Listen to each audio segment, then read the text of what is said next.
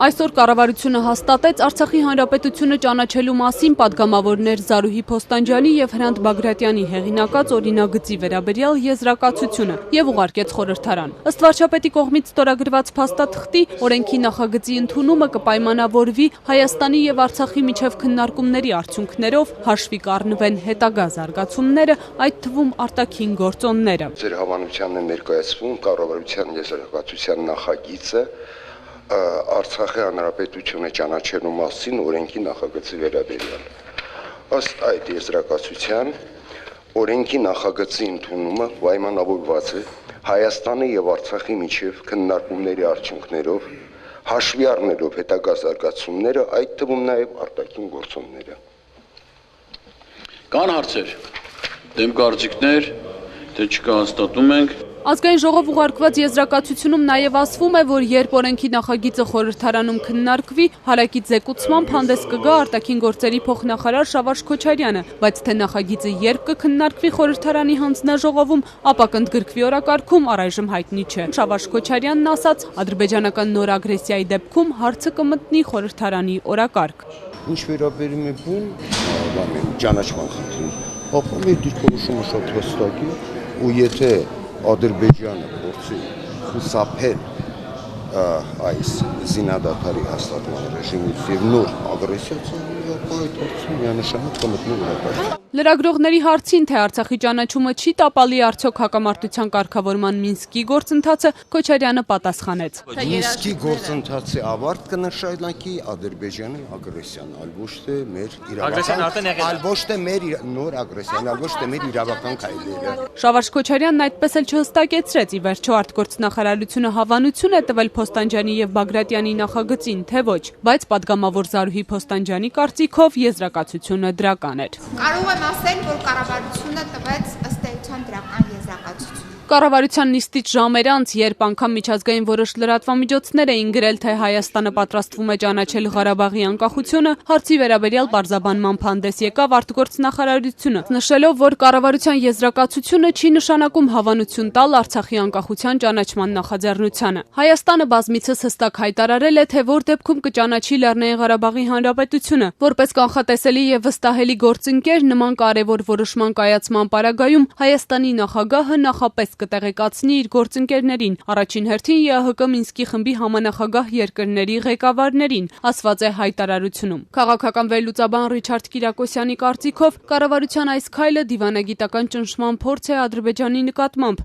եւ Հայաստանն ամեն դեպքում ոչ թե առաջին, այլ երկրորդ երկիրը կլինի, որը կճանաչի Ղարաբաղի անկախությունը։ What this is about is a recognition of the fact that if Azerbaijan is no longer playing by the rules of diplomacy, Հայաստանը փաստում է, եթե Ադրբեջանը այլևս չգործի դիվանագիտության կանոններով, Հայաստանը ստիպված կլինի փոխել մարտավարությունը։ Հայաստանը շատ դիվանագիտական լծակներ չունի, իսկ սա հիմնարար դիվանագիտական գործիք է, որով սպառնում է ճանաչել Ղարաբաղի անկախությունը։ giving more leverage to Armenia in threatening to recognize Nagorno-Karabakh.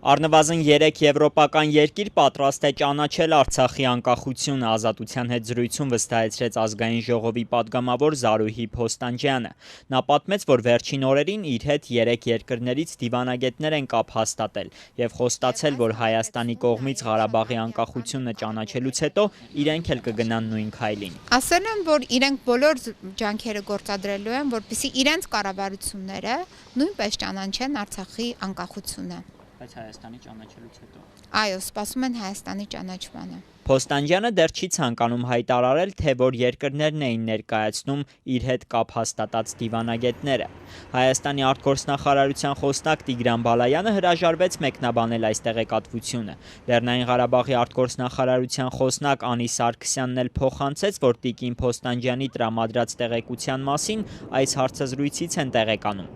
Ազգային ժողովի արտաքին հարաբերությունների մշտական հանձնաժողովի նախագահ հանրապետական Արտակ Զաքարյանի խոսքով Զարուհի Փոստանջյանի հայտարարությունը դեռևս ոչինչ չի նշանակում։ Դա պետությունների միջև հարաբերությունների արդյունքն եւ այո, մենք այսօր շատ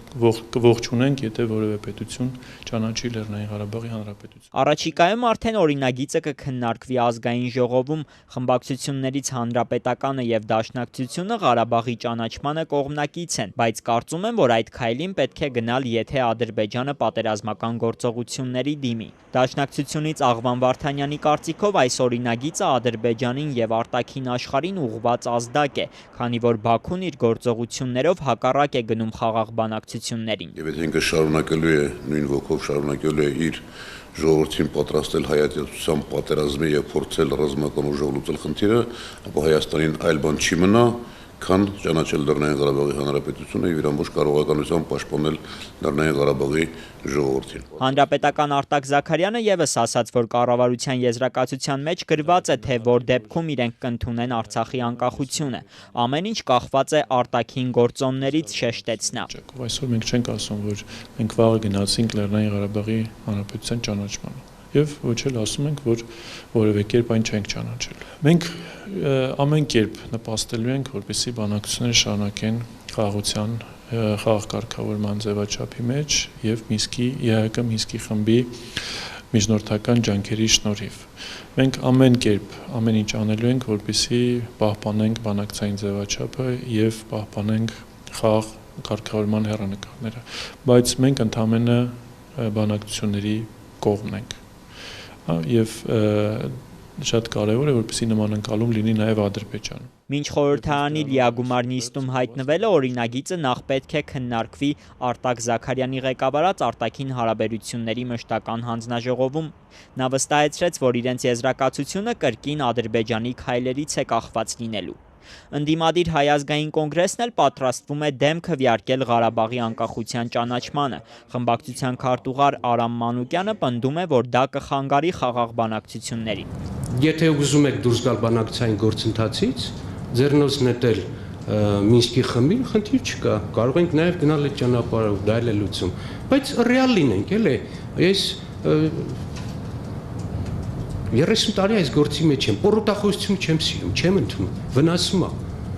Ռեալությունը շատ լավ բան է։ Ընդդիմադիր Բարգավաճ Հայաստանում դեռ խուսափում են կարծիք հայտնել։ Պատգամավոր Միքայել Մելքումյանը փոխանցեց, որ նախ պետք է քննարկեն հարցը։ Այն մեղադրանքները, թե Ղարաբաղի ճանաչումը ենթադրող օրինագիծը նշանակում է Ադրբեջանին պատերազմ սկսելու հիմք տալ, Զարուհի Փոստանջյանը չի ընդունում։ Նա վստահ է, որ պատերազմը հիմա էլ շարունակվում է։ Այսօր ինչ որ տեղի ունենում է, առաջի անգամ չէ, 25 տարի առաջ շուրջ նա հարձակվեց Արցախի ժողովրդի փաստորեն նկատմամբ կիրառեց ագրեսիա եւ հիմա արդեն երկրորդ փուլն է լայնածավալ գործողությունների։ Ուղղակի պետք է մենք միամիտ չլինենք եւ այսպիսի ոչ փաստարկված հայտարարություններին ուղղակի մենք պետք է տեղիքը չտանք եւ անցնենք, գնանք առաջ, ներկայացնենք մեր քաղաքական հայտը եւ սպասարկենք մեր քաղաքական օրակարգը։ Հակփոխնախագահ Արամ Մանուկյանը Ղարաբաղի իշխանություններին կոչ է անում հրաժարվել սահմանադրական փոփոխություններից։ Հայաստանում կառավարման խորհրդարանական մոդելի անցնելուց հետո Ղարաբաղում եւս մտածում են այդ ուղղությամբ։ Ես կարծում եմ նաև մեր հանրակրվեի այդ քյալլագյոզության արդյունքում էր այս վիճակի ստեղծումը։ Արդեն գործող սահմանադրությամբ մենք ունենք երկու գերագույն գլխավոր հրամանատար, մեկ խաղաղ վիճակում, մեկ պատերազմական վիճակում։ Խնդրում եմ ինձ բացատրեք, մենք որ վիճակում ենք հիմա։ Որ նույն խառնաշփոթը բերում են հիմա Ղարաբաղի գլխին են կախելու։ Ժողովրդավարության ազգային պլատֆորմի կազմակերպած քննարկման ամենաթեժ թեման դարձավ ապրիլյան դեպքերից հետո իշխանության նկատմամբ ընդդիմադիր ՀԱԿ-ի որդեգրած նոր վերաբերմունքը։ Արամ Մանուկյանն այն բնորոշեց իրավիճակային, հավաստիացրեց բոլոր հարցերը բացառությամբ փողոցային պայքարով իշխանափոխության պահանջի, այս պահին էլ իրենց օրակարգում են։ Սերժ Սարգսյանին որևէ կերպ ամրացնելու խնդիր Հայ ազգային կոնգրեսը Արամ Մանուկյանը չունի, բայց շատ པարզ իրավիճակ է։ Այս փուլում, երբ որ զինվոր է զոհվում, ես ներսում իշխանափոխության բառից հետ եմ կանգնում։ Անալիտիկոն հանդեսի գլխավոր խմբագիր Գեղամ Բաղդասարյանի համար տարօրինակ է, որ ընդդիմադիր ուժերի կարկառուն դեմքերը խոսում են իշխանության հետ համախմբումից։ Այն համախմբումը, որի մասին այսօր խոսում է, իդեալական հովվերգական պայմաններ է ստեղծում պատասխանատվությունից խուսափելու համար, ընդ որում առաջին հերթին իշխանությունների պատասխանատվության մասին է խոսքը, Տեր-Պետրոսյանը եւ հարցազրույցներ եւ հանդիպումները այն քաղաքական ճշգրիտ գիծն են, որը ասում է իշխանությունները որքան էլ թալանչի, որքան էլ գող, որքան էլ իրենց մեղքերով եկել այս վիճակը, այս պահին Հայաստանի քաղաքական ուժերը, Հայաստանի հասարակական ուժերը պետք է միախմբվեն խնդիրը իօգուտ Հայաստանի դուրս գալու համար։ Այս պահին որևէ իշխանապողության խնդիր, որևէ հանրահավաքի խնդիր, որևէ ներքին խժդժություններ առաջացնելու խնդիր այս պահին չպետք է բարձրացնել։ Ես ձեզ նման խոհեմ քայլ կանոնեի այդ հանդիպումները, թե ՀՀ նախագահի, թե ԼՂՀ նախագահի հետ, եթե իմանայի, թե ինչի մասին են խոսել։ Ես չեմ կարող զմայլվել այդ հանդիպումներով, քանի դեռ չգիտեմ ի վերջո ինչ է եղել թեման։ Ինչքան կտևի համախմբումը, վերլուծաբան Հրանտ Տեր-Աբրահամյանն ասում է. Այնքան կտևի, ինչքան այս պատերազմական անմիջական սպառնալիքը կվերանա, դա այս բան ոչ ոք չի կարող ասել, ես կարծում եմ։ Արամ Մանուկյանի խոսքով պատերազմական իրավիճակում խաղի կանոնները պետք փոխել։ Ես ճիշտ չեմ համարում այն գեներալների ակտիվ գործընթացը, որոնք Հայաստանում տնտեսական մենաշնորհների մեջ են, բիզնեսներ են գողանում եւ իշխանությունը հանդուրժում է։ Ես որ լինեի, այդ գեներալների ուսադիրը ցուցադրական կփոկեի։ Հակուհիսը չի կտրել 4+4+4 պայմանական ձևաչափով ընդդիմության, իշխանության ու քաղաքասարակության քննարկումների վերսկսումից։ Որքան էլ ոչ adekvat են իշխանությունները, այնուամենայնիվ զգում են իրավիճակի ծանրությունը եւ նաեւ կգան ընդառաջ, զիջումների կգնան ընտրական օրենսգրքի հետ կապված։ Առաջիկա 1-2 շաբաթվա ընթացքում ես կարծում եմ փոփոխություններ այդ բնակավարում կլինեն։ Արցախում որևէ մեկը դեմ չէ Հայաստանի կողմից Լեռնային Ղարաբաղի Հանրապետության անկախության ճանաչմանը, սակայն կա մեկ վերապահում։ Պետք է լինի Հայաստանի Հանրապետության ազգային ժողովի բոլոր քաղաքական ուժերի, բոլոր падգամավորների միահամուռ համաձայնությամբ։ Բացի այդ պետք է հաշվի առնել, թե ինչ քաղաքական իրավիճակում է տեղի ունենում այդ գործընթացը։ Մենք պետք է փորձենք շատ զգոն լինել այն հնարավոր նաև հետևանքների հանդեպ, որը կարող է ունենալ Լեռնային Ղարաբաղի Հանրապետության ճանաչման գործընթացը։ Պարոն Ղուլյանը չի կարծում, որ Արցախի անկախության ճանաչումը միջազգային հանրությունը կդիտի որպես ագրեսիա ու Մինսկի խմբի ձևաչափը լքելու փորձ։ Այդպես է ներկայացնում եւ փորձում է ներկայացնել Ադրբեջանը, որովհետև այն օրինակ վնաս, ինչպիսին Ադրբեջանն է տվել իր այս ագրեսիան ձեռնարկելով Լեռնային Ղարաբաղի Հանրապետության դեմ, դրանից ավելի մեծ վնաս միջազգային հանրությանը կամ միջազգային միջնորդությանը չի կարող լինել։ Ըստ նրա միջազգային կառույցների համար անակնկալ չի լինի Ադրբեջանի կողմից ուժ կիրառելուց հետո Արցախի կարգավիճակի ճանաչումը պաշտոնական Երևանի կողմից։ Ադրբեջանի կողմից ագրեսիան շարունակելու այն զարգացնելու դեպքում առավել ևս Լեռնային Ղարաբաղի Հանրապետությունը ճանաչելու իմաստով, սա կարծում եմ բոլոր շահագրգիռ կողմերը ճիշտ ձևով լսել են Հայաստանի Հանրապետության նախագահի կողմից։ Այսօրվանից Լեռնային Ղարաբաղի Հանրապետության մարդու իրավունքների պաշտպանը Հայաստանի Արտադատության ակադեմիայի ռեկտոր Ռուբեն Մելիքյանն է։ Նրա թեկնածությունը ընդունվեց ազգային ժողովի կողմից։ Նոր օմբուդսմենն իր հիմնական անելիքը համարում է ադրբեջանական վայրագությունները միջազգային ատյաններում իրավական գնահատականի արժանացնելը։ Պատրաստվել է հրապարակվել է միջանկյալ զեկույց, ինչպես նաև որոշակի իրավական գնահատականներ են տրվել, դրանք անգլերեն լեզվով տարածվել են եւ տարածվում են։ Զեկույցը, որը պարունակում է լուսանկարներ եւ դաշնության դեպքերի նկարագրություններ, արդեն ներկայացվել է միջազգային հանրությանը։ Գիտեք, եթե ես կարծեի, որ ժամանակն է, ինքս էլ կմիանայի նախագծին, ես կարծում եմ այս պահին դա ըստ էության բան չի տա մեզ, որովհետեւ ոչ անվտանգության մակարդակը կբարձրացվի դրանով, ոչ էլ միջազգային ճանաչման գործընթացը, չգիտեմ, նոր ինչ-որ բան կստանա, ազդակ կստանա, ինչու, որովհետև ճանաչման գործընթացը գործընթացին պետք է նախորդի միջազգային տարբեր հարթակներում եւ նաեւ տարբեր երկրների դիվանագիտական կորպուսներում կարծիք ձևավորված, որ պետք է սկսել ճանաչել Արցախը, հա, եւ նոր դրանից հետո պետք է մենք նման քայլի դիմենք։ Այս պահին ես կարծում եմ դա քարոզչական շատ լավ նշանակություն կարող ունենալ Ադրբեջանի համար, որ եթե դուք շարունակեք նման ձևով ձեր քաղաքականությունը, հա, Ադրբեջանի ռազմաքաղաքական իշխանությունը, եթե էլի արկածախնդրության դիմի,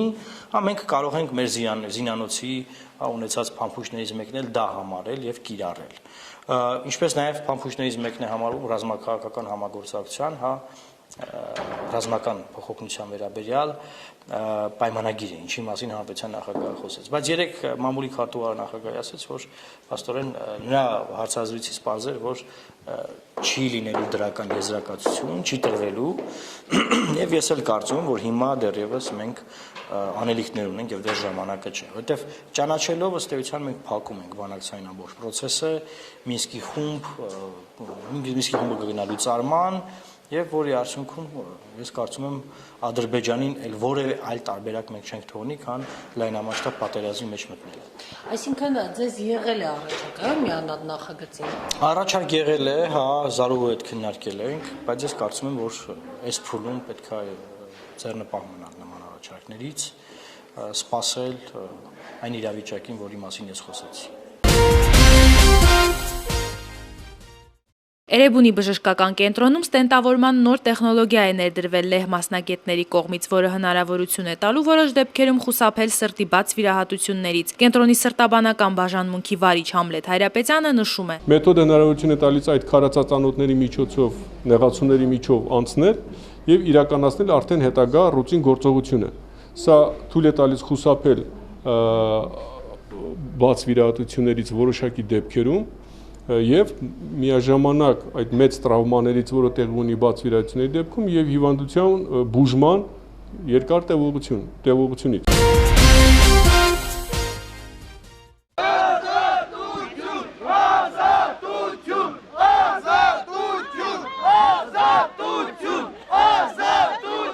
Հարյուրավոր եզդիներ նախագահական նստավայրի դիմաց պահանջում են ազատ արձակել 2016 թվականի ապրիլի 2-ին քրեական օրենսգրքի 182-րդ հոդվածի 3-րդ մասի 2-րդ կետի հատկանիշներով ձերբակալված եզդի գործարար Ջնդի Ամարյանին։ Ցուցարարները բողոքի ակցիան ավարտում են Հայաստանի գլխավոր դատախազության առաջ։ Շամս մարդասիրական հասարակական կազմակերպության նախագահ Ռուստամ Բաքոյանը նամակ է հանձնում դատախազությանը, պահանջելով ազատ արձակել գործարարին եւ դադարեցնել քրեական հետապնդումը նրա նկատմամբ։ Մենք ունենք բավարար փաստեր, որ Ջնդի Ամարյանը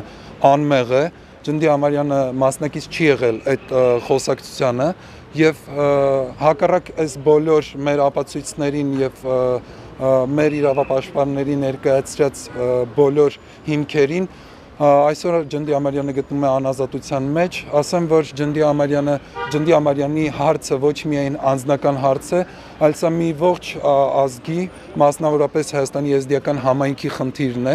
Եթե Ջնդի Ամարյանը գտնվի անազատության մեջ, դա նշանակում է, որ Հայաստանի եզդիական համայնքը անազատության մեջ է։ Եզդիները ձեռնպահ են մնում Ջնդի Ամարյանի ձերբակալության գործի մանրամասները հրապարակելուց, բայց վստահ են, որ գործարարն անմեղ է։ Վստահ ենք, որ ինքը մեղավոր չի, սաղ որ մենք իմանանք մեղավորություն ունի Ջնդի, մենք այսօրվա օրը չենք հավաքվի ստեղ։ Մենք գիտենք,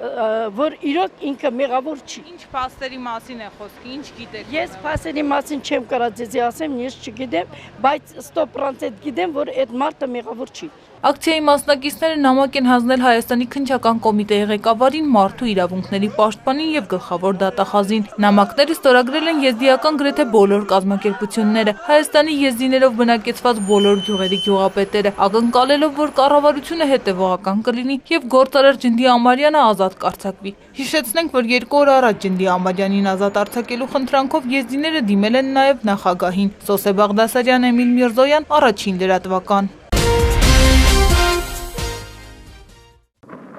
Տավուշի մարզի Բերքաբեր գյուղում այս տարի հողից եկամուտ չեն ակնկալում։ Ադրբեջանին ամենամոտ գտնվող գյուղերից մեկն է։ Սահմանապահ գյուղի բնակիչները նախորդ տարիների համեմատ այս տարին համարում են ամենավտանգավորը։ Դաշտերի հողը հիմնականում անմշակ է, անասուններին էլ վախով են արոտավայր տանում։ Հնարավոր չի։ Դաշտը ո՞ր է քնասաշած։ Դաշտ չունենք, մեր դաշտն է ասա ես կտորնա։ Հենց կրակեցին տափիկ պարկում։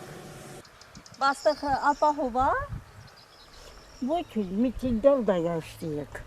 ընդիք միտի կապաշնի նայգրաղնեն ներպաները կաղնած են էլ իրանց նապերներին չեն կարող մտնենք հողամասնեն որ մշակենք բայց իրանք լրի մի 400-500 հատ ապրանք ունեն լրի մեր էս լճի կողքերքը սաղ փռված 500 հեկտար հող ունենք այդտեղ լրիվ չի միրանց ձեռքին լրի փորել են զենքեր են շարել ինչ են արել տանկեր են ընտրել անդադենա խփում են մթնումա արդեն չեն կարամ քնենք սապրեցի մի հատ կով ենք պահում բախից չգիտեմ մեկ էլ այս կողմի վրա են տանում թուրքա գնա մի կովի համար մահամա ապրում ենք Վերջին օրերին Բերքաբերում ամեն օր են կրակոցներ լսում։ Հողից կտրված գյուղացին անհանգիստ է հատկապես դիրքերում կանգնած համագյուղացիների ու գյուղի մանկահասակ երեխաների համար։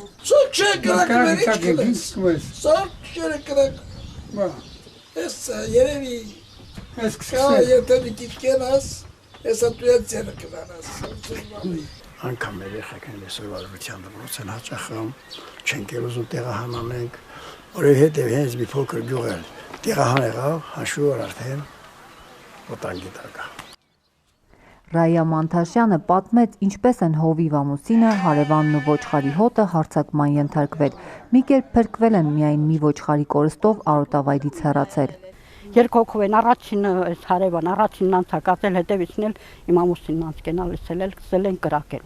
ասում հետևիցս կողքիցս առաջիցս անդադ տալիս են չի կարա մի կողքի վրա էլա դենց փախտեմ ասում ասել արա խփեցեք ես անցնեմ հրաման չունենք մենք ասում մեր գյուղացել է հրամանատարային չէին անձանգել են ասել վելխան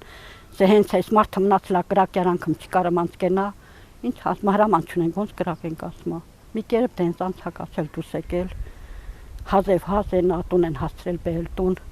սիրտը վատացած սամսեն միջև հմիրան չի ավակում ինքը շատ է վախեցել էլ ասում եմ այդ պրիցելանով բան չել էլ քոր ոնց որ ասում եմ կույրել էլ այդ պրիցելանով քեզ չկայացել խփի այսօր կոր երևի որ խփել են թաղում ընկլեր Բերքաբերցիներն իրենց գյուղը համեմատում են Ղարաբաղում ռմբակոծված Թալիշի հետ ու վախը սրտներում խոսում հնարավոր վտանգների մասին։ Ոնց որ Թալիշին մտան Միքել ենք վախենում էլի դե 200-300 մետր չկա, ասում ենք էսա կմտնեն մեր տները, մեզ էլ նույն պատմություն մեզ մոտել կլի։ Ինչպես բոլոր մեր գյուղի ժողովուրդը, մարդիկ, այնպես էլ երեխաները ոնց որ ընտելացել են այդ վիճակին, բայց դե մինչև երբ կտևի դա, ինչ անենք, մեր ճակատագիրը դա է, ինչ անենք։ Բերքաբերի գյուղապետ Արթուր Մադեթյանը գյուղի նոր ջրատարի անցկացման աշխատանքներով էր զբաղված։ Նշեց, թե գյուղացիների անվտանգության համար փորձում են ջուրն ավելի մոտեցնել տներին։ Ամեն օր էլ այս գործերը, նույն գործերը մենք անում ենք, դե որ կրակոցա դա չի նշանակում, որ կյանքը կանգնում է։ Խմելու ջրի կարիք ունենք, հեսա կտրում ենք ստեղի, ստանելու ենք 1700 մետր հեռավորության վրա, երկու թաղում տոշկեք դնենք, որպեսզի ժողովուրդը 500-600 մինչև կիլոմետր ոտով չգնան դույլերով մի ծորակ ունենք, ընդեղից բերեն կրակոցների զահագին տեղ պաշտպանվում է, եթե դնում ենք։ Դժվարությունների մեջ ապրող գյուղացիները վերադասից շատ բան չեն սպասում, բայց անորոշությունից շատ են նեղվում ու նշում, թե ուշադրությունից հեռու մնացած գյուղը դատարկվելու վտանգի առաջ կարող է կանգնել։ Մեծ տերություն ալեն, որպեսզի ժողովուրդը տեղից չքաշի։ Անպայման պետք է հովանավորություն լի, մարդիկ զգան, որ թիվունք ունեն, ռիսկով մնան, ռիսկով ստեղ կարենան, որովհետև բնակչությունով է, մարդկանց բնակեցվածությամբ է որոշում սահմանների ամրությունը։ Երեկ վարչապետ Հովիկ Աբրահամյանն էր Տավուշի մարզ այցելել։ Կոթիում մարդիկ վարչապետին խնդրել են հաճախակի այցելել սահմանամերձ գյուղ։ Աստվածա որ միշտ չլինի կրակոցներ։ Ես կարծում եմ, որ մենք դա պիտի վաստակենք։ Հենց իմացան, որ մենք վախենում ենք իրանցից կրակեն ամբողջ օրը։ Ժամանակ լինենք համախմբված, միասնական, ուժեղ պետք է լինենք, ուժեղ զենքով, ես կարծում եմ, պետությունը այս վերջի տարիներին գոնե շատ մեծ ուշադրություն է դարձնում սահմանապահ համայնքների եւ շարունակական օգտելներ ձեզ։ Ժողովուրդ լավ մնացեք։ Դուք օգնեցեք, մենք հետ Հաճախակի մեզ հիշեք միակ գոլեգիները Եվ հրավիր եք ամեն ես հիշեմ։ Միշտ հրավիրված եք, ամեցեք։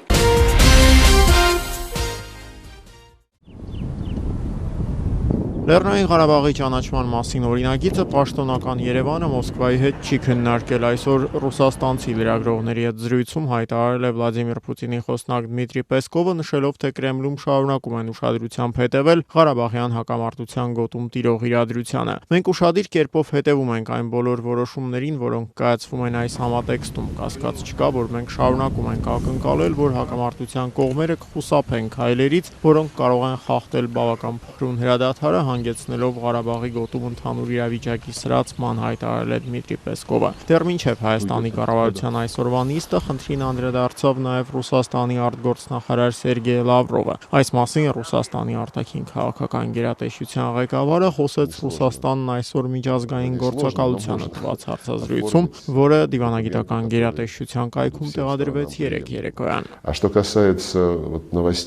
Ինչ վերաբերում է Լեռնային Ղարաբաղի ճանաչման մասին քննարկումներին վերաբերող լուրերին, ապա դա ոչ թե Հայաստանն է քննարկում, այլ խորհրդանի երկու падգամավորների ներկայացրած առաջարկն է։ Հայաստանի կառավարությունը, ինչպես իրենք են բացատրում հանդարտեցնելով կրքերը, պետք է պարզապես հետևի օրենքի պահանջին եւ այդ օրինագծի եզրակացությունը նախապատրաստի, այնպես որ ես այժմ չէի անհանգստանա եւ խոճապի չէի մատնվի, նշում էր Լավրովը։ Ռուսաստանի արտաքին գործերի նախարարի խոսքով, ի դեպ հայկական կողմից հստակ հավաստիացումներ են հնչել, որ Երևանը հավատարիմ է մնալու խաղաղ կարգավորման գործընթացին։ Երբ ես Երևանում էի, շփվում էի իմ գործընկեր Էդվարդ Նալբանդյանի հետ, հետո նրա հետ կայացած հեռախոսազրույցի ընթացքում, երբ նա էր Մոսկվա ժամանել, արդեն ապրիլի սկզբին տեղի ունեցած իրադարձություններից հետո ինձ մշտապես հավատացրել են, որ Երևանը հավատարիմ է հարցի խաղաղ կարգավորման գաղափարին։ Դա նշանակում է, որ Ղարաբաղի կարգավիճակը որոշվելու է ընդհանուր համաձայնության կոնտեքստում, այլ ոչ թե միակողմանիորեն, նշում էր Լավրովը։ Это означает, что статус Карабаха будет определен в контексте общей договоренности, а не в одностороннем порядке. Պաշտոնական Բաքուն արդեն իսկ գոհունակություն է հայտնել Սերգեյ Լավրովի այս հայտարարության առթիվ։ Արտաքին գործերի նախարարության խոսնակ Հիկմետ Հաջիևի խոսքով մեջբերում Ադրբեջանը ողջունում եւ կիսում է Լավրովի տեսակետն այս հարցում։ Երեք հեռարձակված այս հարցազրույցում Սերգեյ Լավրովն անդրադարձավ նաեւ շփման գծի երկայնքով իրադրության կայունացմանն ուղղված քայլերի անհրաժեշտությանը, նշելով, թե այս հարցում բավական ակտիվ է պաշտոնական Բեռլինը։ Германское председательство в ОБСЕ хочет проявить активность, и мы ԵԱՀԿ գերմանական նախագահությունը ցանկանում է ակտիվություն ցուցաբերել եւ մենք խրախուսում ենք այդ ցանկությունը։ Ժամանակին Հայաստանի եւ Ադրբեջանի նախագահները հավանություն տվեցին ԵԱՀԿ նախաձեռնած աշխատանքներին, որոնց նպատակն էր միջադեպերի հետաքննության մեխանիզմի ստեղծումն ու վստահության ամրապնդմանն ուղղված քայլերի մշակումը։ Կարծում եմ, որ այս թեման այսօր ավելի քան հրատապ է։ Կենտրոնանալու ենք հենց այս խնդրի վրա։ Իհարկե չի կարելի մոռանալ նաեւ քաղաքական գործընթացի մասին։ Կրքերը թերևս պետք է հանդարտվեն, դա պարզ է, բայց եւ այնպես քաղաքական process-ն ու կարգավորումը այլ ընտրանք չունեն, հայտարարում էր Ռուսաստանի արտաքին գործերի նախարարը։ Но политический процесс, политическое урегулирование не имеют альтернативы.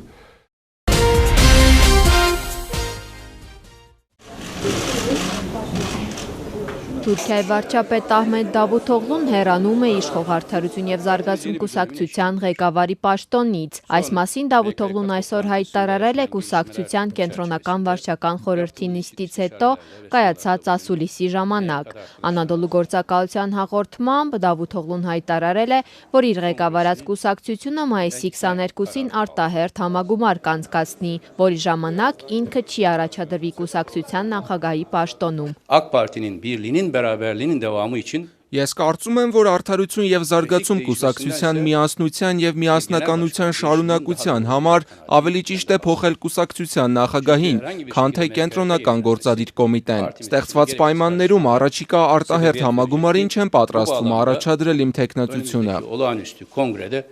bu şartlar altında aday olmayı düşünmüyorum. Հայտարարել է Դավութօղլուն։ Այս հայտարարությունը նշանակում է, որ Թուրքիան շուտով նոր վարչապետ կունենա, քանի որ ավանդաբար վարչապետի պաշտոնը զբաղեցնում է իշխող կուսակցության ղեկավարը։ Դավութօղլուն նշել է, որ կմնա կուսակցության ղեկավարի եւ վարչապետի պաշտոնին մինչեւ արտահերթ համագումարը, այնուհետեւ իր քաղաքական գործունեությունը կշարունակի որպես Քոնյա նահանգից ընտրված պատգամավոր։ Ուշագրավ է, որ արտահերթ համագումար անցկացնելու մասին որոշումը ընդունվել է երեկ երեկոյան նախագահ Թայիպ Էրդողանի եւ Ահմեդ Դավութօղլուի միջև կայացած հանդիպումից հետո։ Էրդողանն այսօր մեկնաբանել է առաջիկա համագումարին Դավութօղլուի չառաջադրվելու որոշումը, նշելով, որ այդ որոշումը անձամբ վարչապետն է կայացրել։ Մինչդեռ թուրքական ընդդիմությունը այլ կարծիքի է։ Ժողովրդի հանրապետական կուսակցության նախագահ Քեմալ Քլիշդարօղլուն այսօր հայտարարել է, որ Դավութօղլուն հեռանում է միայն մեկ վարդու ցանկությամբ։ Նա քննադատել է Դավութօղլուին, նշելով, որ վերջինը պարտավոր էր դիմանալ ճնշմանը։ Քլիշդարօղլուն տեղի ունեցած զարգացումները մայիսի 4-ի հեղաշրջում է անվանել։ Քրդամետ ժողովրդների դեմոկրատական կուսակցության առաջնորդ Սելահադդին Դեմիրթաշը ևս կիսել է Քլիշդարօղլուի կարծիքը, իրադարձությունների նման շրջադարձը որակելով որպես հեղաշրջում։ Նա նշել է, որ Էրդողանը չարաշահում է իր սահմանադրական լիազորությունները եւ միայնակ որոշում, թե ով է զբաղեցնելու վարչապետի պաշտոնը։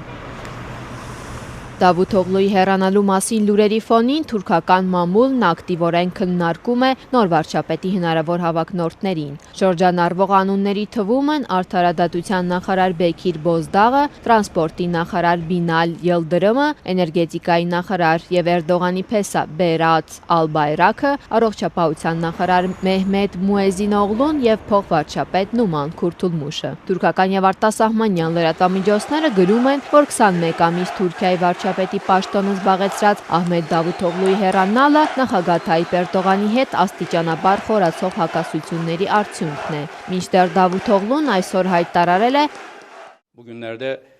Անկախ իրադարձությունների զարգացումներից ես մինչև վերջին շունչս հավատարիմ եմ իմ տված խոստմանը եւ նախագահին։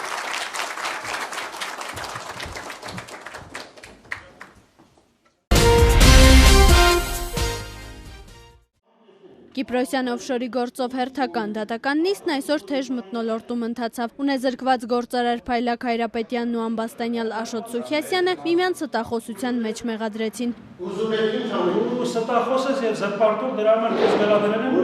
եւ շուտով հաստատ կլինի։ Իմանալ ում հետ ես խոսում, այ հիմա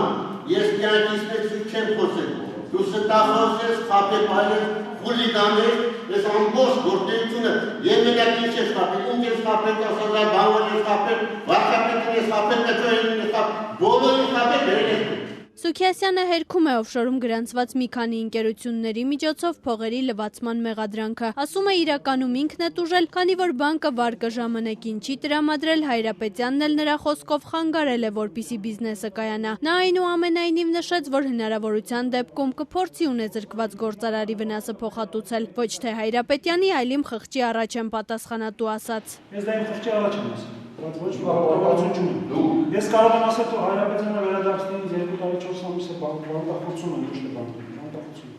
Թող վերադարձնի, ես ինքն եմ գումարներ։ Պատահում է, որ պետականություն խղճիս առաջ ոչ Հայրապետյանը։ Իսկ կարող եք ասել ինչ միջոցներից հնարավոր է դա կարճամբելու։ Տարիների մեղադրանքները վերաստրված ստուգման հարցեր եք տալիս, ես ոնց պատասխանեմ։ Փայլակ Հայրապետյանը բազմիցս նշել է, որ իր ունեզրկման մեղավորները նախկին վարչապետ Տիգրան Սարգսյանը եւ նավասարդ arczepiskopos Կճոյանն են։ Վկաներից Արփի Բալյանն ով Սուքիասյանի ընկերություններից մեկում հաշվապահ է եղել, դատարանում նշել է, որ Կիպրոսյան փաստաթղթերի մեջ տեսել է Տիգրան Սարգսյանի եւ arczepiskopos Կճոյանի անձնագրի պատճենները։ Դուժողի ներկայացուցիչ Ինգա Ավակյանն այսօր ամբաստանյալին հարցրեց, արդյոք համաձայն է վկայի պատմածի հետ։ Արփի Բալյանը սուտ է խոսում, քանի որ այդ խոսակցությունը ներկա չի եղել, մենք հաստատանի հետ Արփի Բալյանը ընդհանրապես եկել է Կիպրոս իրեն քրոջ թորմիկի կնոքի հետ կապված։ Նա նրա կարիքը չի եղել, չէ։ Սուտ է խոսում Արփի Բալյանը։ Աշոտ Սուքիասյանը պնդում է, որ առանց նախկին վարչապետ Տիգրան Սարգսյանի եւ arczepiskopos Կճոյանի գիտության նրանց բաժնետեր է դարձրել օգտագործելով անձնական տվյալները։ Ամբաստանյալի խոսքով իրեն փաստաբանն է խորհուրդ տվել բիզնեսում բարձրաստիճան պաշտոնյաների ներգրավել, որպիսի Կիպրոսում իր ձեռքից ընկերությունները չվերցնեն։ Սրբազաններ երկրից ճամփորդում էին ունեին անձնագրի պատճենը, իսկ նախկին վարչապետինը, քանի որ եկեղեցու աչքավորն է, միշտ սրբազանի